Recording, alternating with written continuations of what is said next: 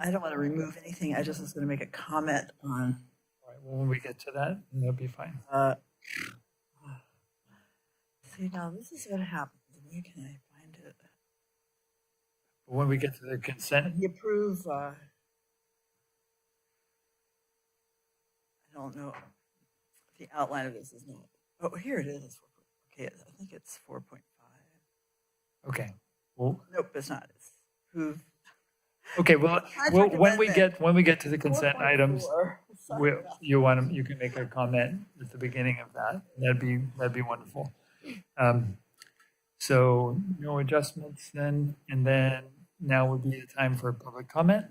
So this would be time for anyone to speak on an item that's not on tonight's agenda.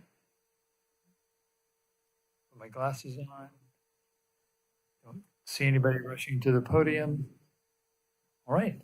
Well, then we will move on to the consent agenda. You wanted to make a Yeah, comment? I want to make that. Okay, 4.4 is the contract approve a contract amendment for professional legal and litigation services, and in that, it's just another marker. It's to add for legal services for BBK and so on.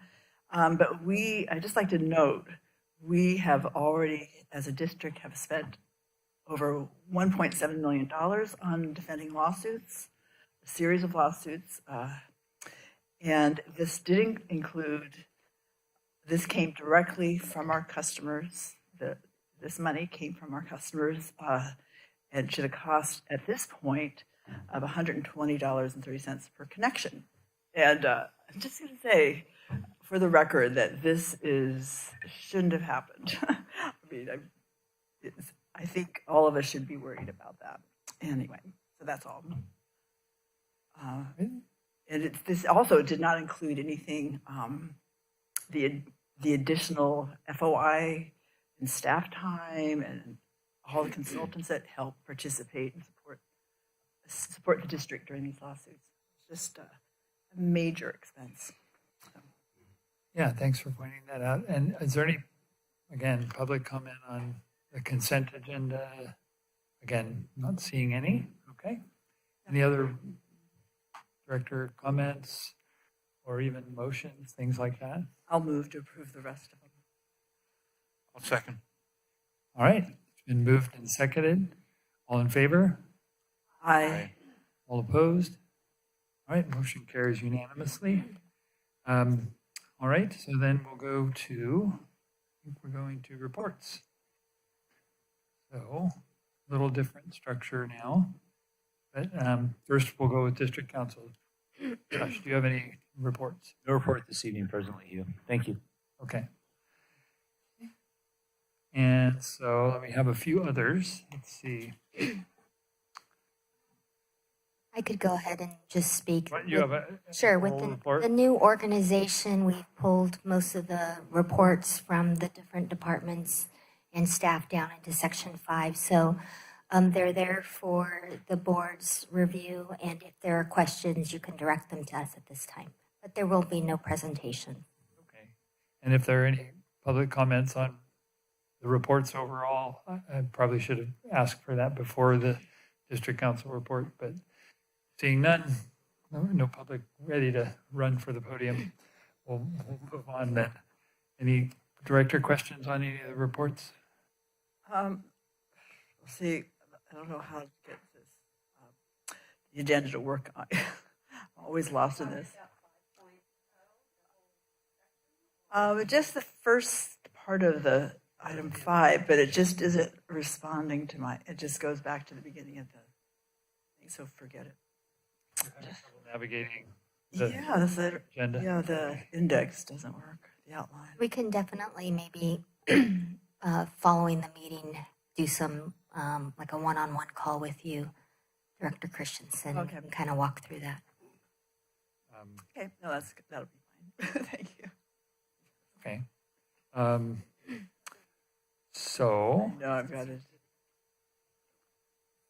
then we'll move on to business items. And the first business item is item 6.1, approval of a will serve letter on San Andreas. And I think, Taj, that's yours. Yes, good evening. So the reason this is coming to you is because it is a parcel that is outside of our service area. There are several parcels in this area that are served by the district that are through extraterritorial services. And this one is going to request that as well. It's a very small, about a third of an acre triangular lot that has an existing house on it. I don't anticipate there being much more development going on there. It's served by a private well right now, and they are out of water. They do not have water at this time. So we've expedited this, brought it to you. LAFCO has been aware of the situation, and so it'll be left, we'll issue a will serve letter with the condition that they obtain an extraterritorial service agreement, and we'll leave it at that. If they move forward with it, they have that option if you approve it. If they don't, then it's their choice. Yeah, there's the map. It's in the packet. And I would be asking for public comment, but I don't see any members of the public. So, We're unable to come due to a prior vacation that was scheduled. okay, they were thinking of coming, okay. And it is surrounded, I think, thank you for the map, by the way. You're welcome. That's always helpful to see they're surrounded by extraterritorial services and And there is a water main in front of this parcel, so we don't need infrastructure to serve it like we would the Renaissance High School. any board member questions? So their well just ran dry, or is it a contamination problem? They're aware of contamination in the area. I'm not sure they have saltwater intrusion at this time, but there is nitrates that are known to be elevated. I think the issue is that they just don't have water. Either it's a pump issue, and they're wondering whether they should invest money in the well. Their neighbor, who is served by us through an extraterritorial service, has surrendered rights to the well, and so they're on their own. I should correct myself. They legally have a 50% interest in the well, but they've informed this resident that they're not interested in keeping the well. And what are they using for water? They're a customer of ours. The other. That little green Oh, okay. trapezoid. Yeah, interesting. Yeah. I was wondering how long they had that house there with that water. Yeah, I don't have an answer for you on that. I think it's been there Not a new house. 25 plus years. It's not, been there for a while. Okay. Any other questions? Comments? Yes. I think I would be very happy to approve this well serve. I ride my bike by there all the time. I see that house all the time. The owner and his wife own the Sandbar in Capitola, which was flooded a couple of years ago. So these people have been through a lot, which I feel have a lot of sympathy for them. And now they've been without water for weeks. So, I think I would be very happy to approve this. Yeah, that general area is very vulnerable to bad water. Okay. We could entertain a motion from anyone. Second. Seconded. Director Balboni seconded. You get that? Okay. All in favor? Aye. Opposed? All right, that carries unanimously. Thank you, Taj. All right, so now, as Alyssa takes the stage, and then we will have, this is where we'll have Spencer as well, correct? Yes. Spencer will be joining remotely. Right, so item 6.2, this is our demand projections. Do I hit stop share? Okay.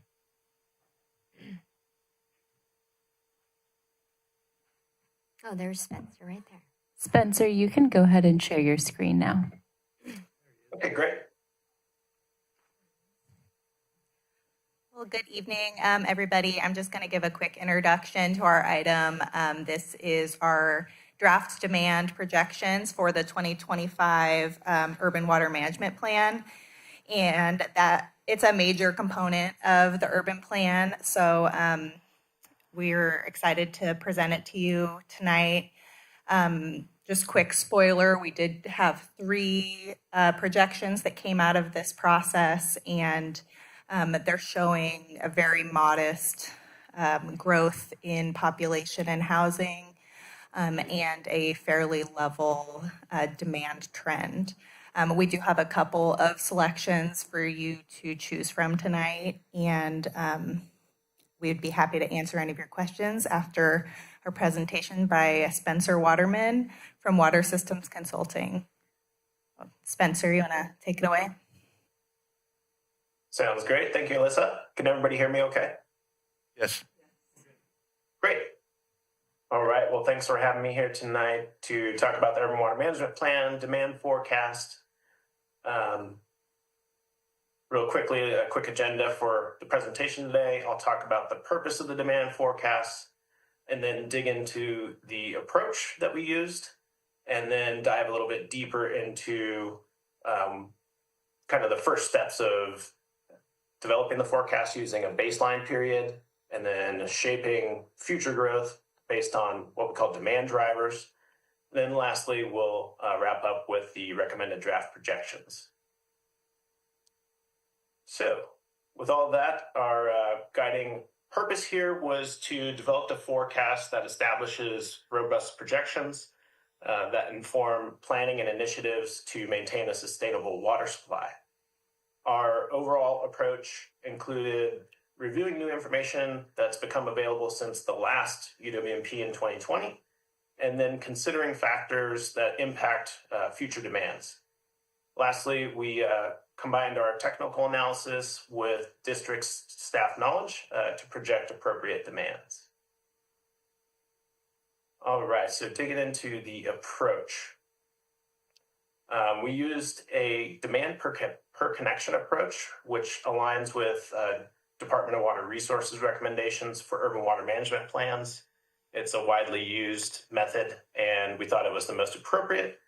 So some key factors that go into that demand per connection approach is looking at a baseline period where we look at historical water use and then take a series of years where we think that it may represent a normal or average demand pattern that's appropriate for projecting future demands. And then on top of that, we start thinking about, well, how would that baseline potentially change? And that's when we start thinking about what we call demand drivers. And the key demand drivers that we're going to include climate, rates, and conservation. Lastly, once we have those revised baseline demand factors, we apply them to future dwelling units and connections projections to come up with our overall demands. So just to recap in a visual format for visual learners real quick, I'm just reiterating that we're establishing the baseline demand and developing demand factors per customer category. So, acre feet per single family residential housing unit, et cetera. And then we adjust those demand factors based on the demand drivers. And then lastly, we apply those demand factors to growth projections. And so the inputs for all of those parts of the forecast are from various sources. The first one being historic district data, looking back at historical usage and gallons per capita per day, things like that. And we coordinated with district staff to identify historic periods that may be representative of future conditions. For demand driver input data, we gathered information from the Mid-County Groundwater Agency, the California Department of Water Resources, and we also pulled in projected rates data from the district. For future development, we pulled data from AMBAG, the city of Capitola, and the county of Santa Cruz. And we had multiple meetings with all these agencies to talk about the projections that they had to decide what's most appropriate and what we could adjust to specifically come up with estimates for the district's service area. These agencies were really helpful, and they gave their honest opinions about realistic growth numbers and when they expect to see that growth occurring in the future. So with that, I'll go into more detail about each of these sources in a couple slides later on. All right, so as I mentioned, one of the first steps is looking at baseline demand, looking backwards so that we can decide like a representative period that we can expect to use for future demands. One of the guiding things we do is kind of think about questions, to identify trends. And so some of those questions are things such as, what are historic normal years or a series of years where maybe there weren't influential factors at play. So, years when there wasn't a drought, things like that. Or other things to consider are things such as hydrologic or climatic conditions. Was it a really rainy year? Was it a really dry year? And then also we think about demands in relation to drought. So, were demands suppressed during a drought period, or did they come back up after a drought period? And then also, if demand was suppressed during a drought, could that be maintained into the future? Lastly, we were asking ourselves, there's been a historic groundwater emergency at play with the 25% curtailment. So in the future, as supplies become more robust, what could happen potentially if a curtailment goes away or something like that? So to dig in a little bit deeper, we looked at usage patterns in terms of gallons per capita per day, or GPCD. And I will just note that this is total demand divided by population. It's not specific to residential use. Sometimes GPCD can be confused across different state reports and things like that. So we compared GPCD with other demand drivers, shown here in the colored bars. And as you can see, and as you've experienced, demands have significantly reduced since the last major drought around 2014 to 16, and they've remained low, with a sustained 25% curtailment since 2014. Therefore, it's pretty safe to assume that a lot of conservation changes that have occurred in the past, such as efficient plumbing fixtures, appliances, and irrigation system retrofits, all things like that are physical, that those are likely to continue to lead to efficient water use. However, there are things that may change in the future, such as behavioral water usage patterns.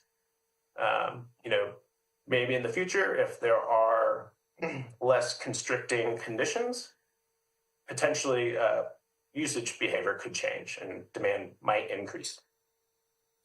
So based on consideration of these factors, WC and district staff selected two baseline periods for consideration. The first one being a 5-year period from 2020 to 2024, and the second being a 10-year baseline period from 2015 to 2024.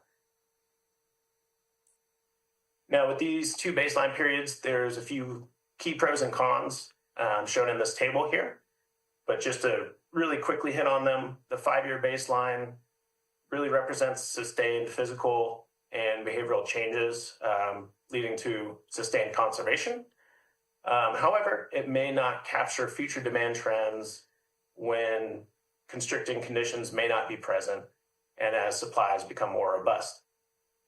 For the 10-year baseline, a wider range of years with higher usage patterns is captured, but the post-2014 to 19 drought rebound that we saw, mini rebound, may be higher than the recent efficient use that we might expect to continue.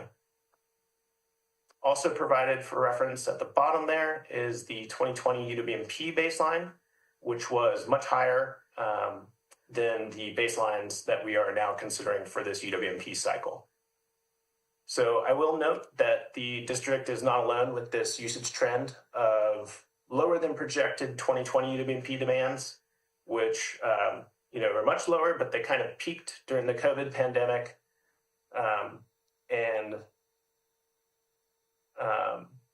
Sorry, I lost my spot there. During the COVID pandemic, and since then, we've seen that sustained conservation. So many coastal communities such as Santa Cruz and Santa Barbara have seen this trend, and they have right-sized their baseline to align with the more recent usage patterns. So, for example, Santa Barbara is using a 2021 through 2024 baseline, and Santa Cruz is using a 2020 to 2024 baseline. And both of these agencies are projecting basically flat demands into the future, and that's considering sustained conservation while also having growth occur. So more efficient use while still including growth. All right, so now we can switch gears a little bit to key demand drivers. We selected key demand drivers with different district staff, basically really focusing on the ones that we thought had the most impact, which include rates, climate projections, and conservation from efficient technology, building and plumbing codes. And for rates, as you all know, those are expected to go up in the future. And generally, when rates go up, demand decreases. And so we looked at the city of Santa Cruz's demand forecast, which used an econometric model, and they provided what's called an elasticity factor. And basically, it projects the amount of change in water use over time given a given percentage increase in rates. Now, we did adjust that factor because we do know that there's a diminishing return over time. Basically, there's only a certain point to where demand can decrease, and so we reduced the elasticity factor from the city of Santa Cruz study by 75% over time to represent that diminishing return. So the end result is that we were only considering rates at play. We would expect demand to reduce by 4% by the year 2050. And then for climate projections, we look to the Mid-County Groundwater Agency's Groundwater Sustainability Plan, and we gathered some information about changes to outdoor water use over time.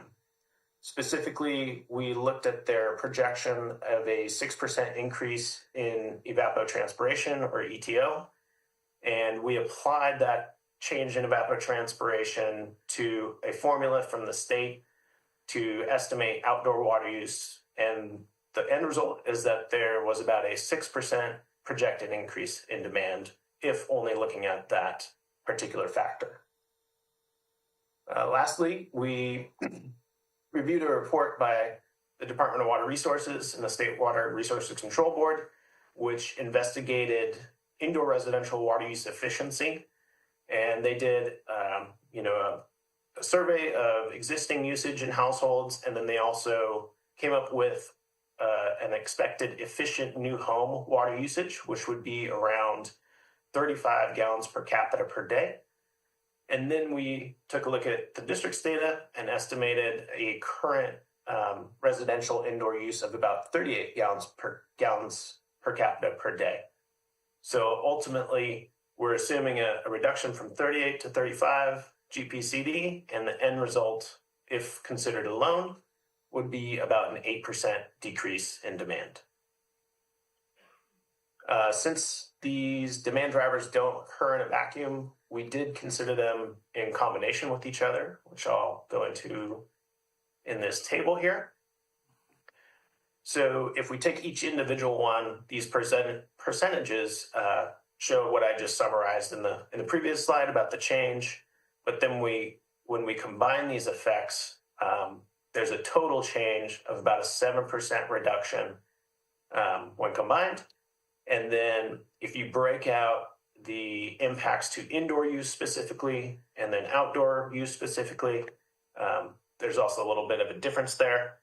So we're looking at about a 12% decrease in indoor usage due to more efficient plumbing codes and technology and things of that nature.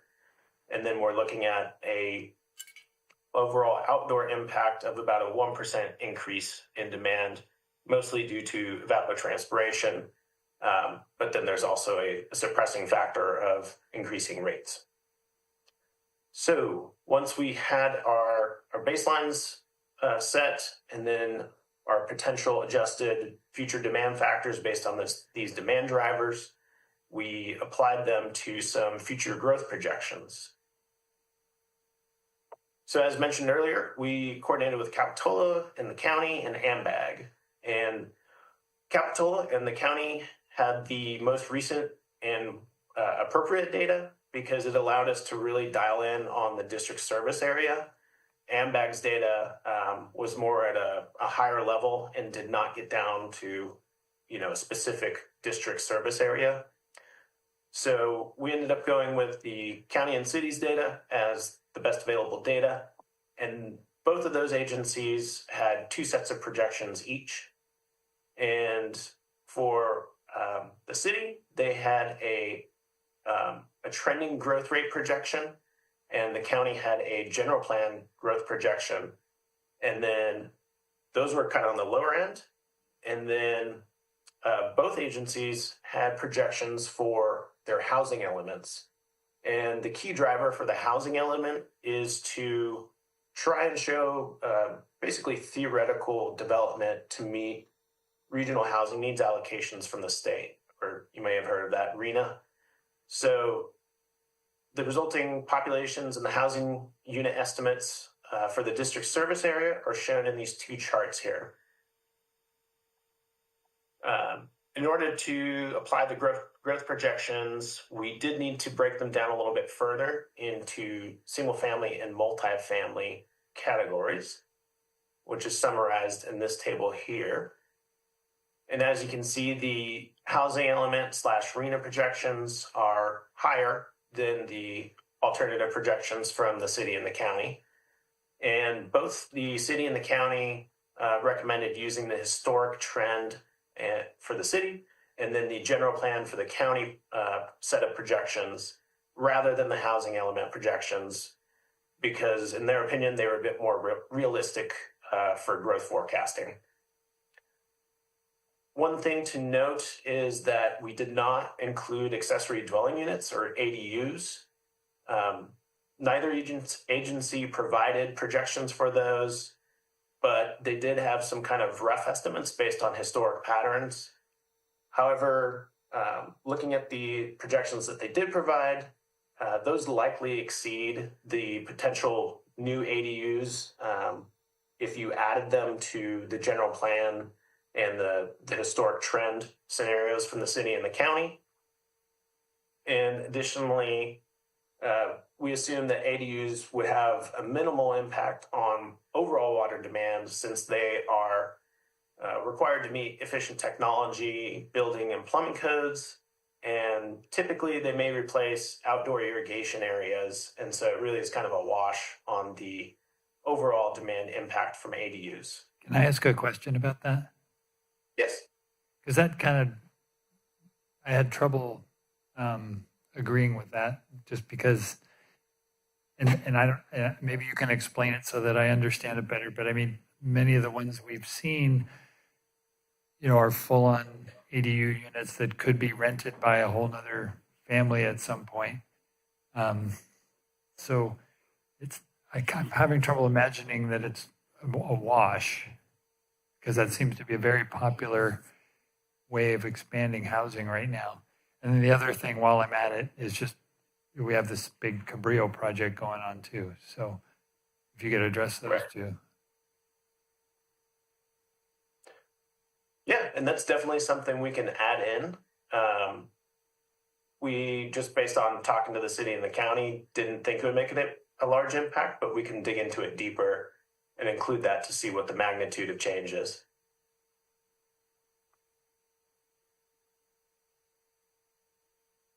But the concept is that you put forward, and I don't know if it's a wash, is that if you have an ADU, you've got less irrigation. And I don't know if that's a good assumption or bad assumption. Yeah.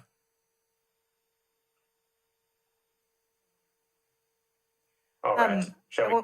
Wanted to, Spencer, can you address the question about Cabrillo? Cabrillo. The housing. Yes, Yeah. So I would need to look back at the map that we got and double check if it includes it, but my recollection is that it does include projected growth there. But I will put an asterisk on that and have to follow up to confirm that.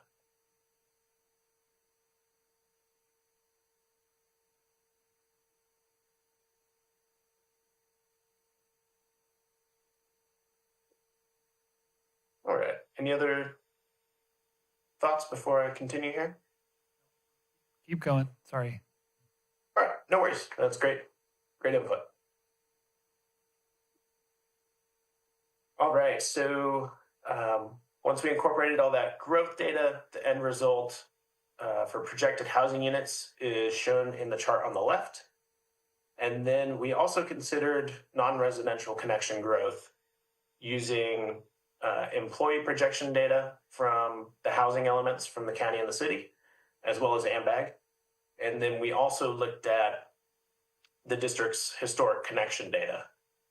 And because projected employee growth does not quite align with all of the non-residential categories and their connections, we opted to look more so at historical connections from the district data. And ultimately, the long-term trend showed minor fluctuations in those connections, but overall there wasn't any kind of significant growth. And so as a result, we assumed that non-residential connections would remain constant into the future.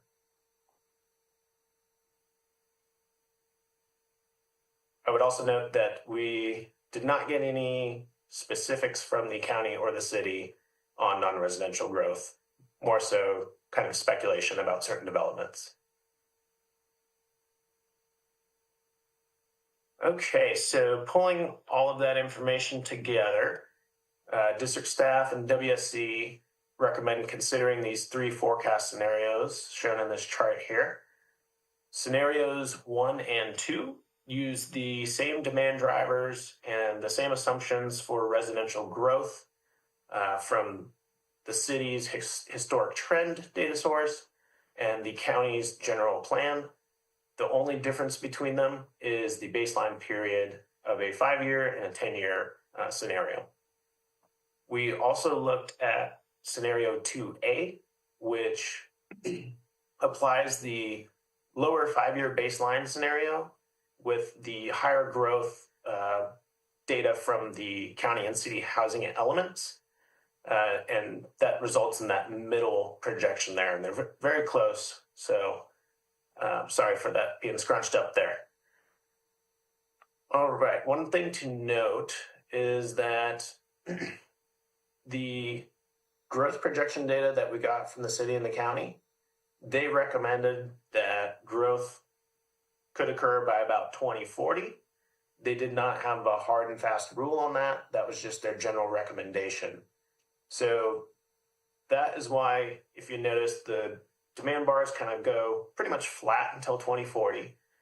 But then after 2040, it drops off a bit. And that's because the demand drivers are still driving usage per connection downward, but there aren't any assumed growth in connections or dwelling units after that point.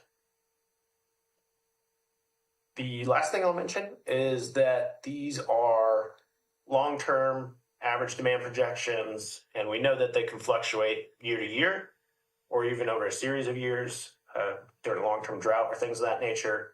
But there are other portions of the UWMP, as well as the Water Shortage Contingency Plan, and then a separate annual water supply and demand assessment report to the state, where these things are, these fluctuations are considered for short-term, medium, and long-term influential events on demand. So in those different parts of the UWMP and the contingency plan, there will be considerations given to short-term impacts of wet and dry years, potential regulatory changes, or even things such as shifts in growth if they come up, like if a new large development comes up, some of those shorter term planning reports would consider that.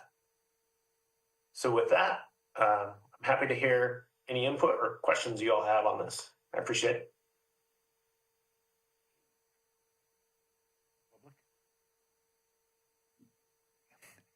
This would be the time for public comment. And they would each have 2 minutes to discuss their item, but I don't see anyone coming up. So we will move on to questions or comments from the board. Rochelle? I'll take my turn now.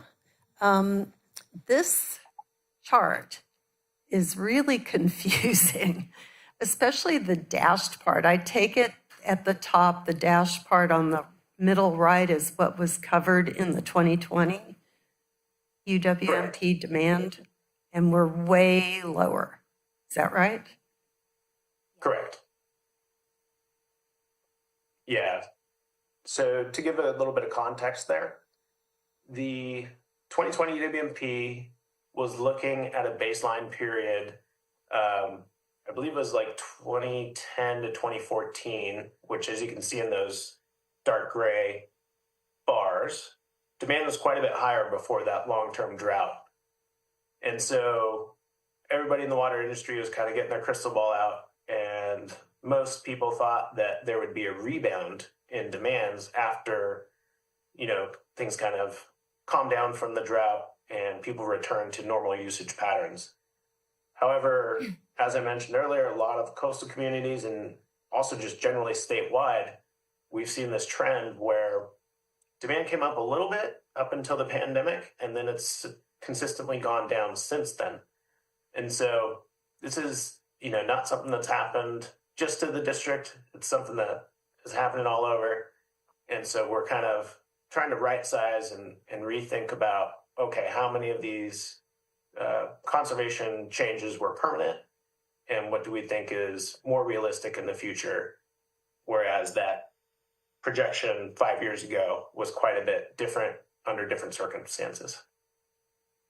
And there's also, if I recall, I actually remember the meeting because it was an interesting meeting to me. I think it was in the other room there. For some reason, we had to do it there. That the AMBAG projections were given more credence than we have in this analysis. And thanks for, I always wondered why the AMBAG projections were so different. And I think you alluded to the fact that it's a bigger area that they're looking at. It's not as pertinent to our district. So their projections were very high. And one thing I do want to note about the 2020 projections is the demand projections are supposed to be uncurtailed use. So that line is what we were figuring at that time if we had no curtailment in place. And so we knew at that time, we have curtailment and groundwater emergency, that we probably weren't actually going to be there. That was representative of where we could be if we had no curtailment. And so when we're moving forward, we're kind of just factoring in the robustness of the conservation that our district has shown. And now, even in the absence of curtailment, we think that conservation would persist. And so that's kind of why there's that big change from 2020 to now. Well, yeah. I have a comment about curtailment. I'm a betting man, and I'd wager big dollars that if we asked 100 of our customers whether they thought there was curtailment, that the vast majority wouldn't know what we're talking about. But that's just my opinion on that. It's a great report. I like the graphics. And you kept using the word realistic, and I like that that's what I think this is something that's realistic. I know that you're wanting to go out into 2050, and maybe is that a requirement to go out to 2050 in the The requirement is 20 years, but they recommend 25 in Yeah. the guidance. And I would not believe anything that far in the future. There's going to be a lot of changes, but it has been fairly robust, recently, and I agree that the droughts have changed people's behaviors and also the physical, um, devices that curtail water, that reduce water use, and they seem to be lasting, which is a good thing for the health of our basin. Yeah. Jennifer, and then Carla.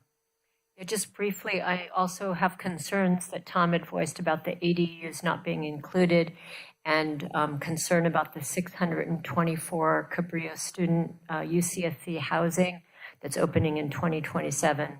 That said, the assumptions in this report are intentionally conservative, explicitly reflecting a post-Pure Water SoCal operating environment, and they seem to remain subject to future adjustments if observed demand trends differ. So I'm, really pleased about that. Thank you.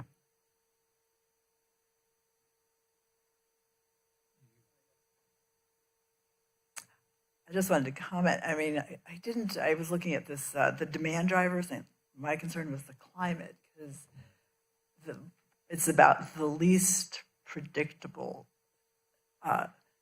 aspect of this whole thing. Growth is predictable, and even the direction of our population growth in this area is fairly predictable. We can see that it's happening right now until it maxes out. But I was reading an article in the New York Times this morning about the weather across the entire country. And then for once, California is 100% drought-free this year, and the entire rest of the country east of the Sierras is in a drought condition, including New York and lots of places, Florida, Utah, and so it seems really difficult to predict what our water supply is going to be, and I don't know how we control for that right now.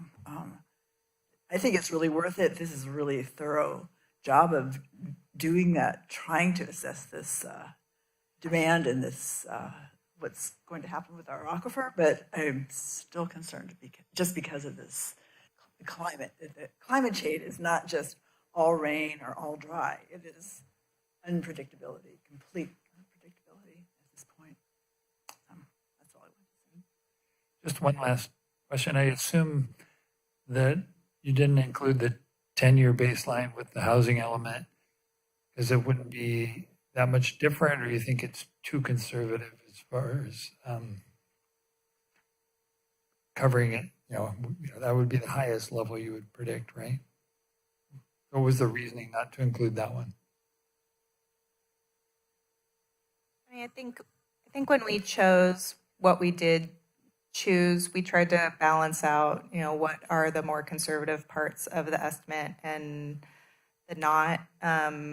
So I think that's kind of why we did that. Because if you look at the, 5-year baseline with housing element growth, that's, assuming the lower baseline with the higher growth. And then that 10-year baseline with the lower growth is they're kind of evening each other out. And then we wanted to show kind of the floor, which was that 5-year baseline with the lower growth projection. I think we felt that the kind of going high on both of those wasn't as realistic, but we could show that. I mean, you got to be a little bit above the blue line. Yeah, they're all so close anyway. They're very close, yeah. If you made the lines thicker, they would be right over each other. Yeah, we did look at that, and I have that in my back pocket here. So for reference, let me see here. Here we go. So the top line there, the yellow 1A scenario, looks at that tenure and the housing element. So, I think it's a little bit like what Director Jaffe was saying. You're going out into like forecasting out 2040, 2045. I think this is kind of why the California requires us to do this every 5 years, because you're getting out there into some numbers that are, I think what the new saying is, theoretical. So I think as we were working on, and especially with Alyssa and Spencer, trying to provide some projections, those three were the ones that they landed on to present. I do agree. I think that most of our customers don't realize that we're still in a stage 3, primarily because of the statewide messaging. All the neighboring agencies around us have lifted it. And that is why when looking at resetting our baseline, we didn't have that rebound. So we agree that I think we shouldn't assume that people would be changing behaviors upon lifting it. And I think that's built into all three of those lines. so can I digress? Yeah. So the is required, and the purpose is so that water agencies plan in the future and have hopefully a realistic plan. Are there any sticks if we don't, let's say we project 3,200 and it's 3,400 for water use? Does the state come back and say, your plan wasn't realistic, because of that we're doing A, B, and C?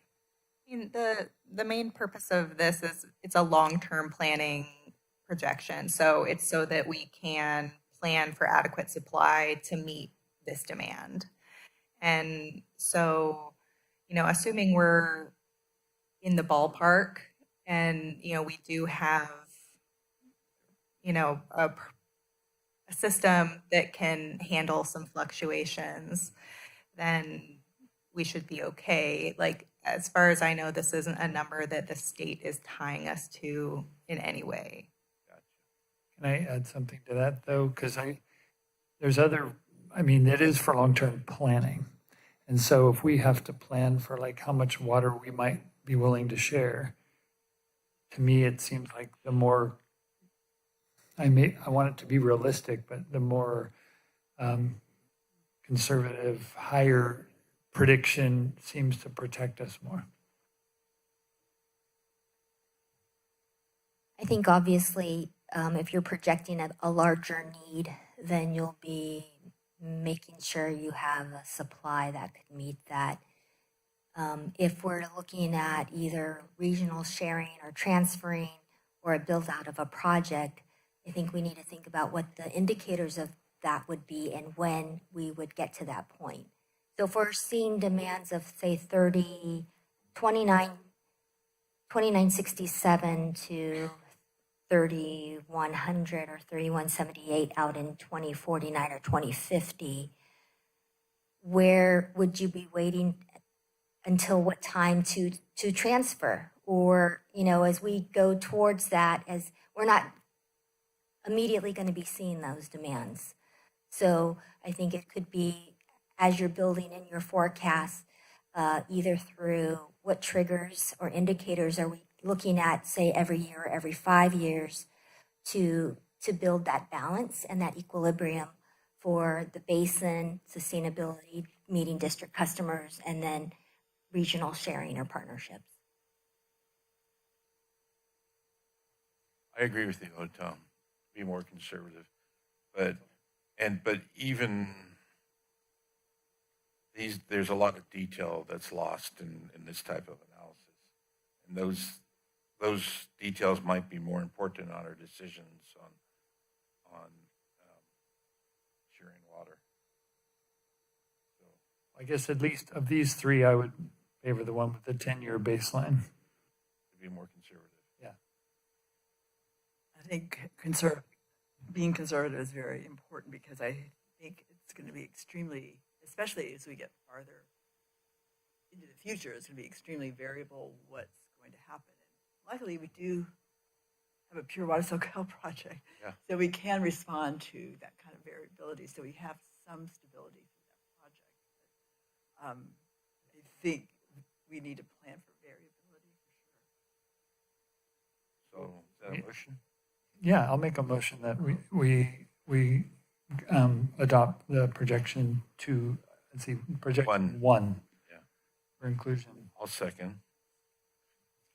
Any other comments? All right, all in favor? Aye. Opposed? Okay. Of course, blue's my favorite color anyway, so. Thank you. And thank you, Spencer. All decisions Yeah, are made, thank you all very right? much. That's right. Thank you, Spencer, and thank you to Alyssa. Thank you, Spencer. Yeah, very clear presentation, Yeah. a very nice Very report, good and very well laid out. and good work, Alyssa. I guess I should have voted for red. And Alyssa, you and Spencer, or at least you, will be back for the curtailment Yeah. section, right? Oh, yeah. And we'll also have Cameron Tana from Montgomery and Associates. Great, yeah, Actually, okay.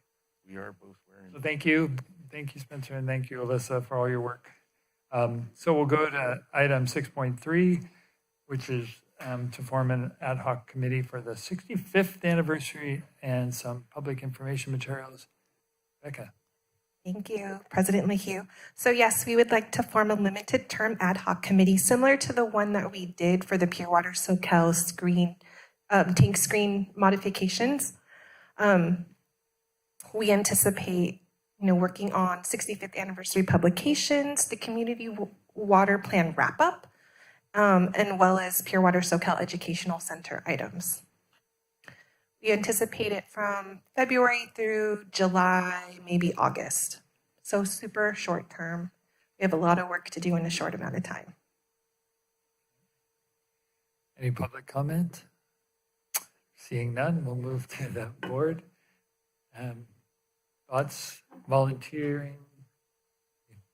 I'm happy to serve and particularly to help just to ensure the materials are clean and clear, factually grounded, and support stewardship. Okay. Okay, Carla, you're willing? Yeah, I think it'd be fun to work with Becca again. Okay. You guys are good? Yeah. All right. Okay. Well, Is there a motion then needed? we will, Yeah. somebody can make a motion that includes those two. You want to make it or me? Form the committee. I'll make the motion to have those two in a committee. And yeah, okay. The recommended action. Okay. Thank you. All right. I'll second. Yeah, who seconded? I second now. All right. I wanna make it. All in favor? Aye. Opposed? Okay. Motion. Thanks carries. for stepping up. I'm excited. Doing that, yeah. Thank you. I was going to actually volunteer you anyway, so. Thank you. Okay, then. Item 6.4, this is going to be a review of updated district policies. I think back to you, Alyssa. Yep, you got me again. This item is just, it's about the ongoing cleanup of policies that we've been doing. Emma brought some of the board policies for cleanup late last year. And this is just in an effort to make sure that our language is current and everything is consistent. So we have a couple that we're making minor edits to, another that got rewritten, that's the surplus policy. And then we have several that we're recommending for sunsetting that aren't as relevant now. So I'm happy to answer any questions you have. Once again, public comment is not there. So back to the board for questions or comments or motions or things like that. Couple quick questions. Regarding the surplus property, I was wondering where exactly do the sale proceeds go? The general fund? The general fund? Okay. Regarding the tree maintenance, I'm wondering, I understand that the fire hazard is important. And I see that it's been defined pretty clearly, but I'm a little worried that people will just say, oh, it's a fire hazard. So how is that ensured? I'd love some confidence on that. Yeah, Arborist has to agree with that. Yeah, I mean, it's outlined in there, but you could also just tell the arborist to say, hey, it's a fire hazard. I don't know, it worries me. We could add more language, about potentially a fire inspection or something. I'd have to look into that. By like the fire department to see whether or Would be not good. something would be I would love considered Okay. We feel like more protected. And then finally, on the new and expanded water services for parcels with existing wells, I'm wondering, how will staff document the groundwater basin benefit so that the future variance decisions are consistent and fair? How is that done?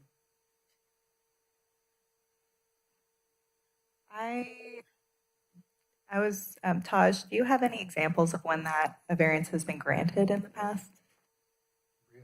For new and expanded water services to existing wells? Rio. And I could also just add, I think that there is some analysis that would need to be done on this. It's not necessarily always black and white. For example, you could have a property that both had private wells. One could be like a stone's throw from the ocean and another one up in the hills. And so that is something in terms of like a basin benefit. Or if it was a well that had a lot of extraction versus a small yield. Those are the things that I think we still may want to bring to the board for analysis to be presented. The staff would do that, and then we would bring to the board for their consideration. Okay, thank you. So I was comfortable with most of these changes. The one that I wasn't entirely comfortable with is because I didn't see the old policy and see how it's changed, and it's a little meatier. The issues is the what do you do when there's an existing well, and it talks about giving credit, for towards costs for joining the district. And I don't, maybe the other directors are clearer on what exactly the policy is, but I'm not comfortable voting on that one myself at this point. I'd like to see the old policy, the new policy, the changes, and have a discussion about the logic behind the policies. I think with that policy, Director Jaffe, is that policy is going to be sunset. So there is no new policy. Director Jaffe, are you Maybe I'm confused about the well, what our policy is when there's an existing well. Are you on page, this page right here that we're showing, credits and incentives to change water source from private well to district service was a policy that gave credit in terms of WDO credits if there was a well and they came onto our system. Okay. Since there's no WDO program, there was that edit and some other. I mean, that was one of the reasons. It could to be I sunset. misread the material. And the thought behind sunsetting that one was that if there were future incentives for private wells, that may want to be addressed through the Mid-County Groundwater Agency. Does that clarify for you? I think I got confused because there were memos from 2008 and 2005. And Yeah, they're related, similar policies that the new and expanded water so service. the policy that we'd be voting on would be the one that's on page 137 of 149. Well, the one about the existing wells. Yes, it's just that 137, that one pager. Yeah, that one, the changes were really just to clean it up and to remove references to water demand offset program, to change references to the Mid-County Groundwater Agency. There was no, Okay, then I stand corrected. I was getting confused with the old policy and thinking that there was still some part of that. yes, that it is I'm a now little comfortable confusing. with it. Yeah. And then just to clarify, there is no more an incentive to come off of a well. The water capacity fee is the buy-in component only now. Right. There is no more. That would be the same whether you're coming off a well or not coming off a well. So there's no credit. Correct. Okay. Thanks, Taj. Any other questions? One point to bring up is Josh was mentioning if we can look at the surplus, I'm sorry, it's the tree pruning and maintenance policy. And if there's some language to propose, then we can adopt it tonight rather than to have to bring it back, if you guys are open to that. So Which one is it? that was the one that Jennifer had the question about, some additional protection, like it's on page 134, like tree removal for fire hazard. I think right now it just says, as determined by the district, a licensed arborist or other qualified professional. So I don't have a particular suggestion, but I think you were, let's see, wait, I've found, because, my experience, because I've worked for planning and public works, it's hard to get an arborist to want to kill a tree. I've really had, trees that I thought were outright dead in my neighbor's house, they would not say were dead. So I really don't think this is going to be an issue. but what if it said instead, as determined by the district and a licensed arborist, period? But get rid of that other qualified professional. Is this a professional dentist or what? I mean, I don't know. I'm just saying. I'm just saying.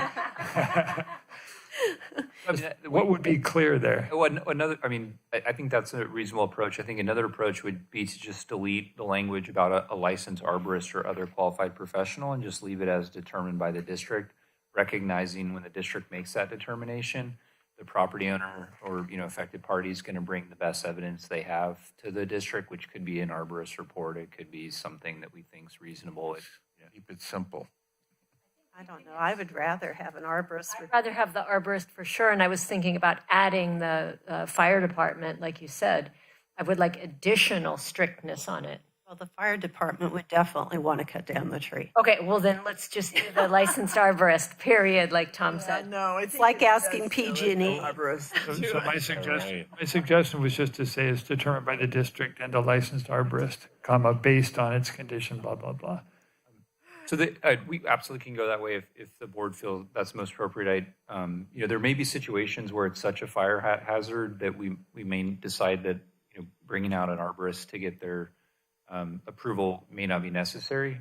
So it's just real. That could be one consideration for you. If you go with the language as determined by district and a licensed arborist, we would always have to have the arborist. Or just delete the reference to licensed arborist as the qualifier there, and recognize that staff would likely require an arborist report or other evidence if they were in that situation. Isn't that a policy then? Because we're saying we're going to ask for an arborist report usually? So we could either leave that as discretion to staff, or if you wanted Director Lather to clarify that, we could add that later in that subsection, maybe at the very end of the language, saying like a licensed arborist report will generally be required. Or we could say, at district's discretion, an arborist report will be required, something like that. Yeah, I like that. Yeah. I don't see what's the matter with the language there, like licensed arborist or some other professional that allows the fire department. No, I don't. I don't think we would really read it like that since it says qualified. I know. It's up I to was the kidding. district, though. Someone has to make the decision. I like Michelle's language. That sounds very wonderful. Do you want to repeat that? Do you want to try? Did you get it? If you I can. think so. Thank you. I can try, and then you can correct me. So that subsection C, the beginning would now read, the tree constitutes a fire hazard as determined by the district based on its condition. The language would remain. And then at the very end of that paragraph, it would read, at the district's discretion, a licensed arborist report may be required. Okay. I think you said it's That's slightly good. different. No, I think that was, Oh, Well, I remember slightly this. differently, but I think it's still. Yeah. I mean, it was. I would like very likely will be required. Like 99% I think for this, and I get what Director Balboni you're concerned about, but we also have where our O&M manager may feel like this area on our site needs to be cleaned because of a fire hazard, and to schedule and get that cleaned before, like, say, we have like in 2 weeks there's going to be high winds and we want to clear this out. That could be a little bit restrictive for our day-to-day business operations. So I want to make sure that it can be a little bit flexible because getting an arborist could be hard. with the flexibility, I do understand all that, but instead of may be required, like extremely likely to be required. so we could also go with a motion of Josh's wording and then vote on it. Okay, I'll move to go with The one that you came up with. And first two with the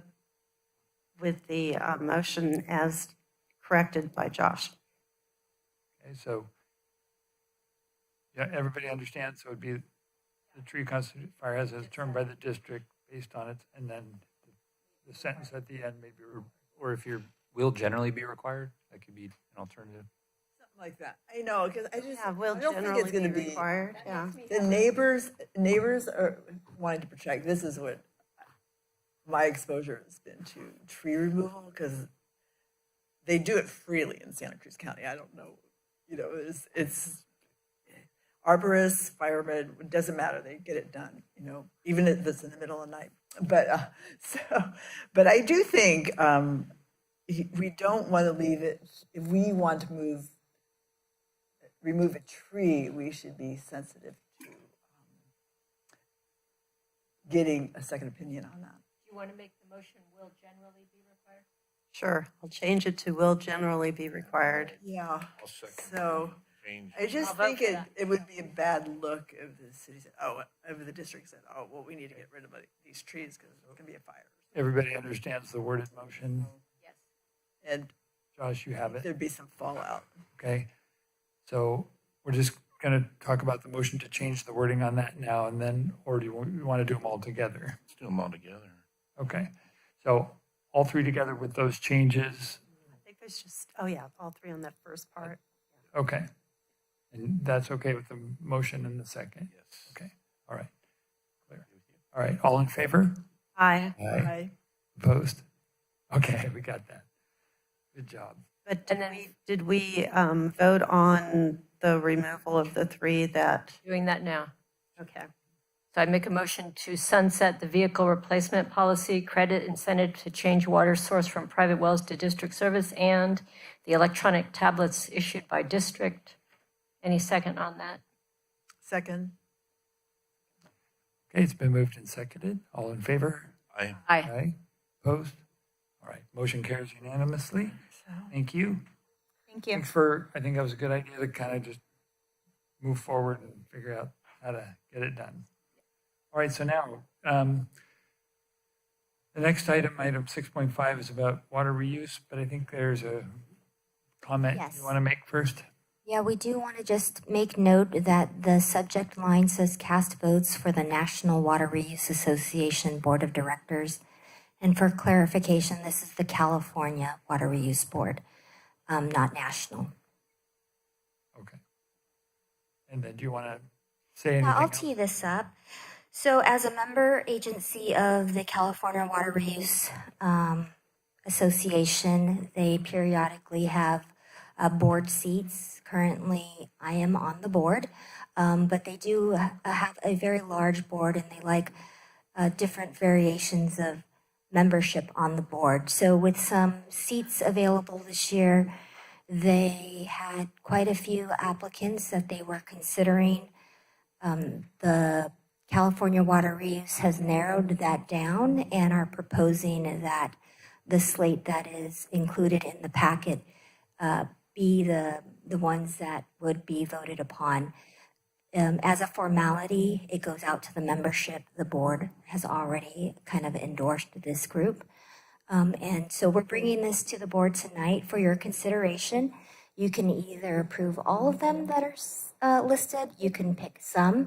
In the past, the board has, just picked people that they knew, and then we can submit that. And I do know some of them I don't, but their biographies are included in the attachment. I was just wondering why some of them don't live in the state or don't have experience in the state. And Ohio and Kansas. Maybe they are here? This is the national group, right? No, it's the California one. I want to make sure, is it national? Now I'm second guessing myself. Well, because it looks like, based on that thing, it seems Because I was wondering about that too. You And got Ohio and Florida. Let me just look it up really quick. I mean, I don't want to pick on anybody And from I- another state. I was just wondering. But in the meantime, I wanted to shout out for Melanie Tan and Greta Zornis. They look pretty awesome. I think they would make good Melanie leaders. Tan for sure. We know her. I know we all know Melanie. Let me, can you search it too, Emma? Because I'm on my phone. We should take public comment and get to that. Wait, well, wait, let us, You want to go up there? So there, I did take a look, and there was no evidence that there was somebody willing and wanting to make public comment. So you know what? I actually stand corrected because I'm looking at the email now, and it is from Water Reuse in Alexandria, Virginia. So strike that. Let's start over, shall we? all right, back to this item. Okay, now it makes sense. Melanie, could you say a little something about what this board does? Yes, so this board meets with, there's a Water Reuse National organization, and then there's several state sections. For example, California, Nevada, Florida, Texas, I believe Georgia. There's quite a few up and coming boards.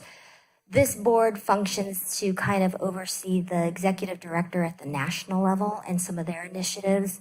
They're focused obviously on increasing membership and knowledge transfer and networking through the state sections, but they also work a lot with overseeing water reuse in Washington, D.C. and some of the policy initiatives. Okay, thanks. So I would think that having diversity on such a board would be good. So I would go with recommending everyone that is one, that's on this list. Are we supposed to make a motion? Yes. How many openings there are? And how, Well, I don't understand So how many. if they went through a lot of applications to get to these 5. I think 30. 30. applications. Oh, they did. Yeah, so they've already weaned this down quite a bit. Yeah. Do we choose a few or all of them? We can choose the slate, or we can give all 5 votes to Melanie Tan. Oh, You know. In the past, we've just voted for the person that we actually knew on some of these votes, but I would say it seems like it's a very well-rounded group that they formed. Slate that is. I'll make the motion that we endorse all of them. I'll second. Start vote. Cast our vote for all of them. Sorry, not endorse. Thank you. All in favor? Aye. Aye. Opposed? Okay. But we can tell Melanie we all want to vote for her. Yeah. We wanted to load all the votes for her, but. Stuff the ballot box. Okay. All right, so now I think, Becca, you have a little treat for us. This is the year in review slideshow. We do about a 5.5 minute. I think Melanie's going to cue it up. We love to showcase all the stellar work that staff has done in calendar year 2025. And I think this is our 6th year doing this. So we're excited. So I am sharing, but I don't see it. So maybe I have to share it a different way. You want me to come over there, Melanie? That'd be great. Don't forget about volume. I think I'm doing it, right? And then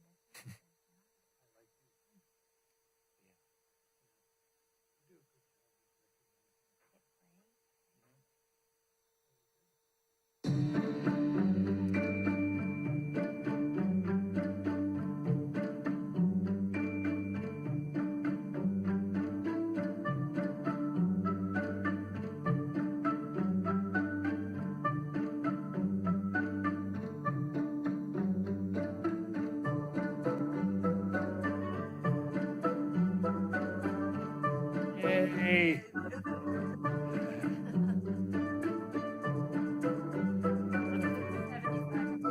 Right.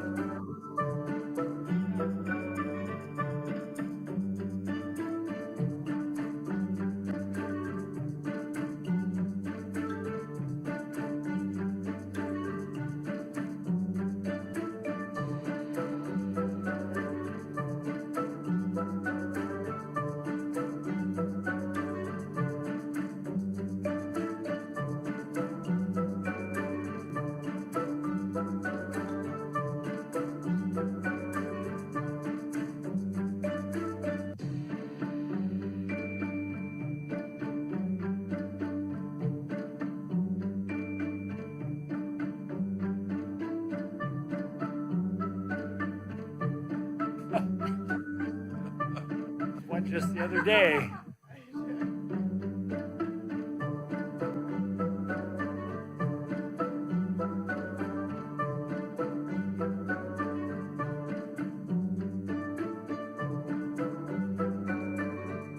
They all from yes.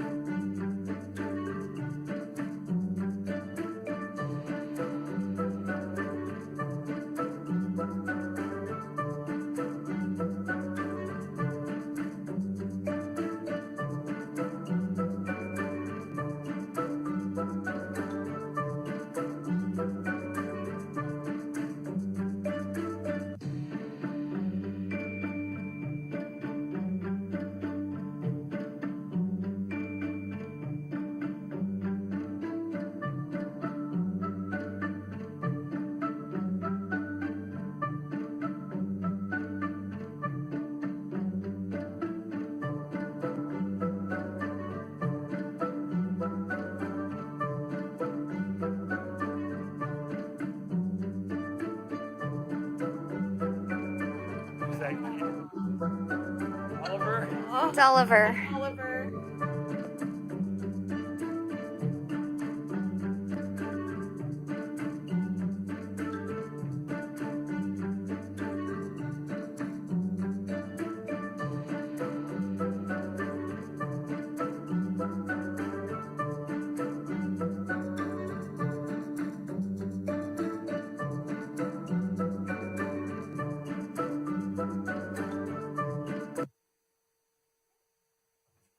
Nice, thank you.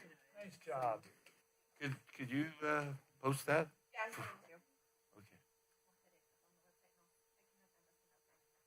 great.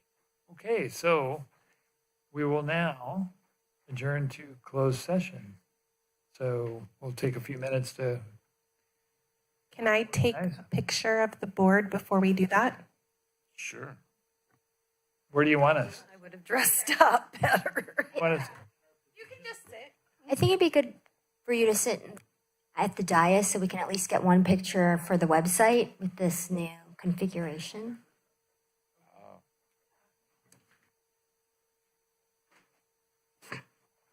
Let me grab the snack. Let me grab the snack.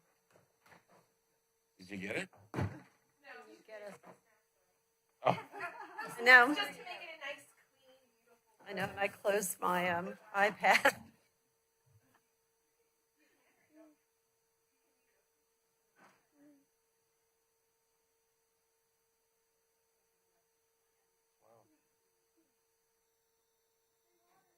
Water.